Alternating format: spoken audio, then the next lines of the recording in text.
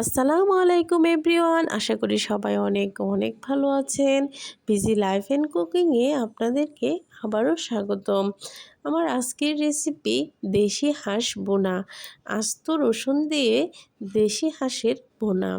এটি এতই মজাদার এবং সুস্বাদু যে ভাত, পোলাও কিংবা রুটির সাথে খেতে অতুলনীয়। আমার ভিডিওটা যদি আপনাদের কাছে ভালো লেগে থাকে তাহলে স্কিপ না করে পুরো ভিডিওটা দেখে লাইক, কমেন্ট এবং সাবস্ক্রাইব করবেন। চলুন রেসিপিটা দেখে আসি। আমি আস্ত একটি হাঁস ভালো করে পরিষ্কার করে কেটে নিয়েছি।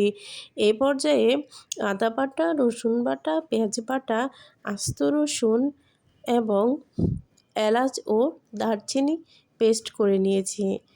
এই পেস্টটা দিলে হাঁসের যে একটা বাজে স্মেল থাকে সেটা আর করবে না।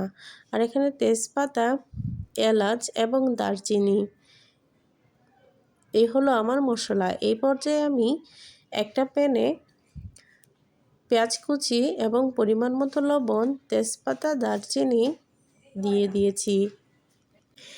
এবার আমি কয়েকটা এলাচ নিয়েছি।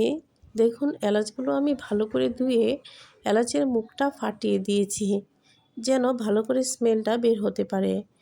এই পর্যায়ে পেঁয়াজ বাটা, রসুন বাটা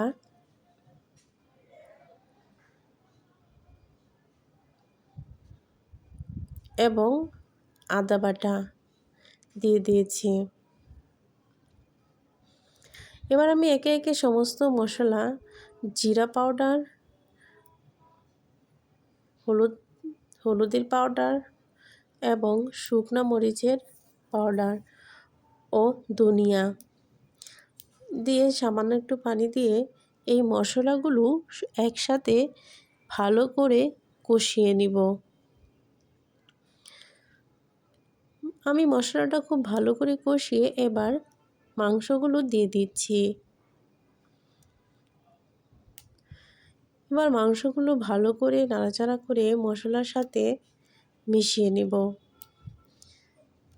এবার অল্প অল্প করে আমি মাংসটা মশলার সাথে খুব ভালো করে কষাবো।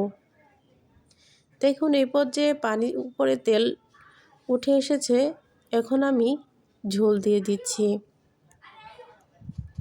তরকারিটা এবার অর্ধেক হয়ে এসেছে। এ পর্যায়ে আমি কয়েকটা রসুন দিয়ে দিয়েছি এবং এলাচ ও দারচিনি বাটাটা দিয়ে দিয়েছি। এটা দেওয়ার ফলে তরকারিতে একটা আলাদা স্মেল আসবে এবং খেতেও খুব মজা হবে। দেখুন, তরকারিটা কত লোভনীয় হয়েছে এবং খেতেও অনেক মজা হয়েছিল। আশা করি ভালো লেগেছে। আল্লাহ হাফেজ।